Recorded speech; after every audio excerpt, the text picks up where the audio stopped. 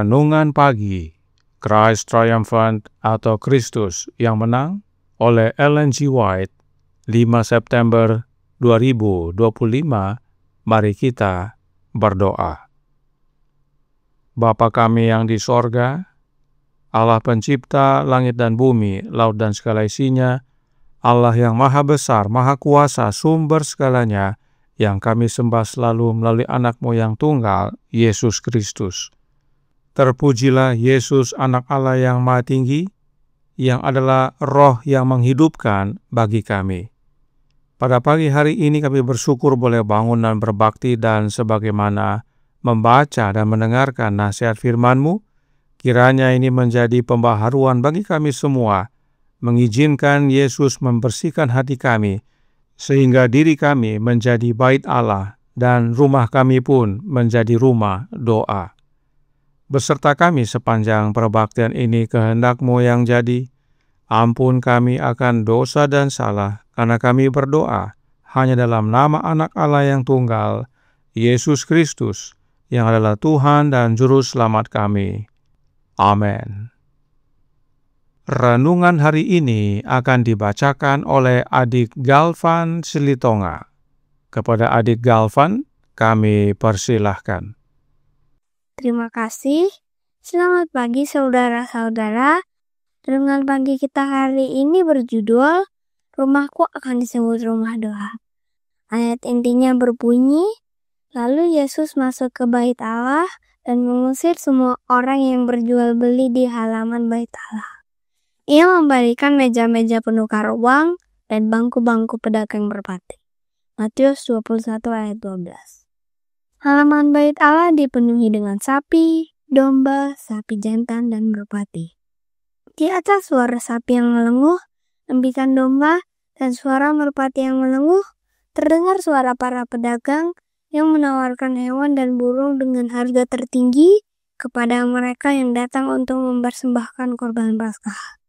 Yesus berkata, ada tertulis, rumahku akan disebut rumah doa. Tetapi kamu telah menjadikannya sarang penyamun. Tindakan Kristus ini sangat penting, lebih penting daripada yang disadari oleh siapapun yang melihatnya. Ketika para imam dan orang Farisi pulih dari ketakutan yang menguasai jiwa mereka yang bersalah atas perkataan Kristus, mereka kembali ke bait suci. Mereka tidak bertobat atau bahkan menjadi rendah hati. Mereka bertekad untuk menentang Kristus atas otoritasnya dalam mengusir mereka dari pelataran bait suci. Ketika mereka tiba di bait suci, mereka mendapati bahwa suatu pekerjaan ajaib telah dilakukan selama ketidakadilan mereka. Orang sakit dan yang sekarat telah dipulihkan kesehatannya.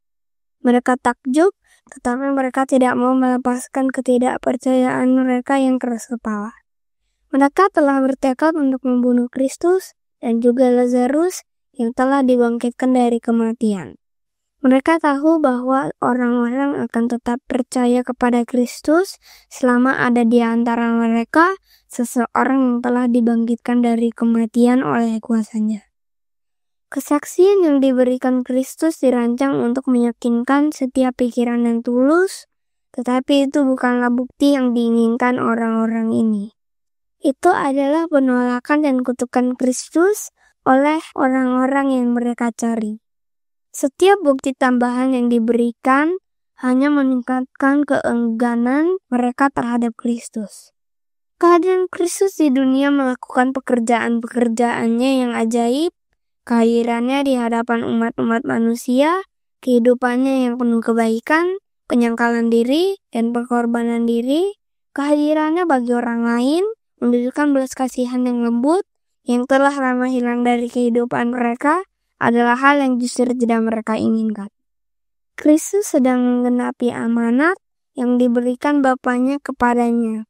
Roh Tuhan ada padaku, oleh sebab Ia telah mengurapi aku untuk menyampaikan kabar baik kepada orang-orang miskin, dan Ia telah mengutus aku untuk memberitakan pembebasan kepada orang-orang tawanan dan penglihatan bagi orang-orang buta, untuk membebaskan orang-orang yang tertindas, untuk memberitakan tahun rahmat Tuhan telah datang.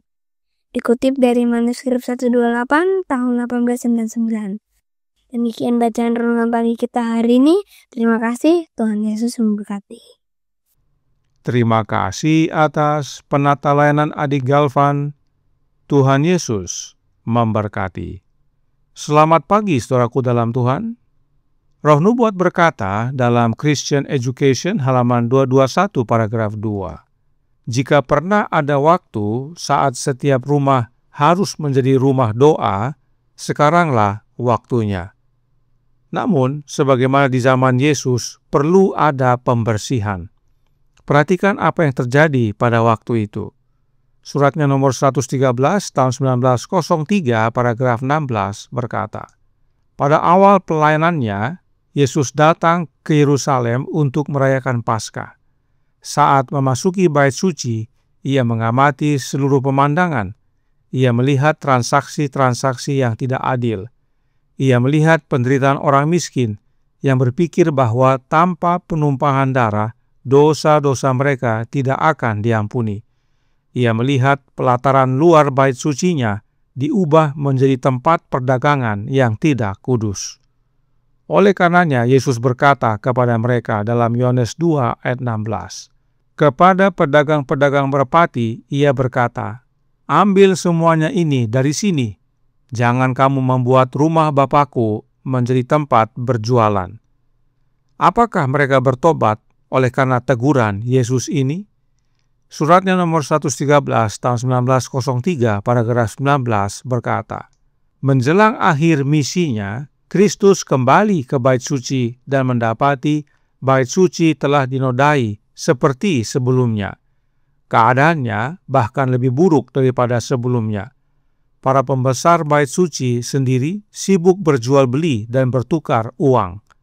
Sedemikian rupa mereka dikuasai oleh keserakahan sehingga di mata Allah mereka tak lebih baik dari pencuri. Jadi, kondisi Ka'bah saat Yesus memulai pelayanannya di dunia ini dan saat Yesus mengakhiri misinya adalah sama dan bahkan menjadi lebih buruk. Artinya, para imam yang melayani di Ka'bah tidak bertobat. Mereka berhenti berjualan karena takut kepada Yesus saja. Setelah Yesus pergi, mereka jualan lagi. Bahkan renungan hari ini berkata dalam Christ Triumphant halaman 255 paragraf 3. Ketika para imam dan orang Farisi pulih dari ketakutan yang menguasai jiwa mereka yang bersalah atas perkataan Kristus, mereka kembali ke bait suci. Mereka tidak bertobat atau bahkan menjadi rendah hati. Mereka bertekad untuk menantang Kristus atas otoritasnya dalam mengusir mereka dari pelataran bait suci. Namun saat mereka kembali, halaman bait Allah sudah bersih dan bahkan Yesus menyembuhkan banyak orang sakit di sana. Inilah gambaran hidup kita. Alkitab berkata dalam 1 Korintus 3 ayat 16 dan 17 yang berbunyi, Tidak tahukah kamu bahwa kamu adalah bait Allah dan bahwa Roh Allah diam di dalam kamu? Jika ada orang yang membinasakan bait Allah, maka Allah akan membinasakan dia, sebab bait Allah adalah kudus dan bait Allah itu ialah kamu. Kita adalah bait Allah, dan Allah diam di dalam kita oleh kehadiran Roh-Nya. Di manakah Roh Allah diam di dalam kita? Di dalam hati kita. Karenanya hati kita perlu dibersihkan sebagaimana Ka'bah di zaman Yesus. Bagaimana caranya? Tentunya kita perlu Yesus untuk membersihkan. Di Desire of Ages halaman 161 paragraf 2 berkata, "Tak seorang pun dapat mengusir gerombolan jahat yang telah menguasai hati. Hanya Kristus yang dapat membersihkan bait jiwa. Tetapi Dia tidak akan memaksa masuk. Dia datang ke dalam hati, tidak seperti datang ke Ka'bah yang lama. Tetapi Dia berkata, 'Lihat, aku berdiri di buka pintu dan mengetok. Jikalau ada orang yang mendengar suaraku dan membukakan pintu, aku akan masuk mendapatkannya.'" Wahyu 3 ayat 20. Kehadirannya akan membersihkan dan menguduskan jiwa, sehingga itu bisa menjadi bait yang kudus bagi Tuhan dan tempat kediaman Allah di dalam Roh. Efesus 2 ayat 21 dan 22. Jadi, agar hati kita menjadi tempat kediaman Roh Allah, maka kita perlu terima Yesus masuk dalam hati kita, sebab hanya Yesus yang dapat membersihkan hati kita, yaitu bait jiwa kita. Inilah yang kita perlukan agar hidup kita, keluarga kita, rumah kita menjadi rumah doa. Oleh sebab itu, Roh Nubuat menasihatkan dalam Signs of the Times tanggal 17 Desember tahun 1885 paragraf 11. Dengan demikian, marilah kita tata hati dan rumah kita dengan baik. Perhatikan, yang kita tata pertama-tama adalah hati kita. Karena kebaktian dan doa berhubungan dengan kondisi hati kita. Kasih kita kepada Yesus tidak dapat disembunyikan, namun akan nyata dengan sendirinya, dan kebaktian keluarga adalah wujud kondisi hati kita yang mengasihi Yesus. Tuhan memberkati. Saya bawa dalam nama Yesus. Amin. Mari kita berdoa. Bapa kami yang di sorga, Allah pencipta langit dan bumi, laut dan segala isinya, Allah yang maha besar, maha kuasa, sumber segalanya, yang kami sembah selalu melalui anak-Mu yang tunggal, Yesus Kristus. Terima kasih atas nasihat yang penting sekali bagi kami, yaitu mengizinkan Yesus membersihkan kehidupan kami, hati kami, agar hidup kami dan hati kami menjadi tempat kediaman Roh Allah. Karenanya tolong kami ya Bapa, karuniakanlah Roh anak-Mu dalam hidup ini, sebab hanya Roh-Nya Kristus yang dapat membersihkan hati kami, dan kami pun dapat menjadi bait-Mu ya Bapa. Dan bila mana kami menjadi bait-Mu, maka masing-masing kami akan menyatakan kasih Kristus dalam kehidupan kami, dalam rumah tangga kami, dan rumah kami pun menjadi rumah doa. Beserta kami sepanjang hari ini kehendak-Mu yang jadi, ampun kami akan dosa dan salah, karena kami berdoa hanya dalam nama Anak Allah yang tunggal, Yesus Kristus, yang adalah Tuhan dan Juru Selamat kami. Amin.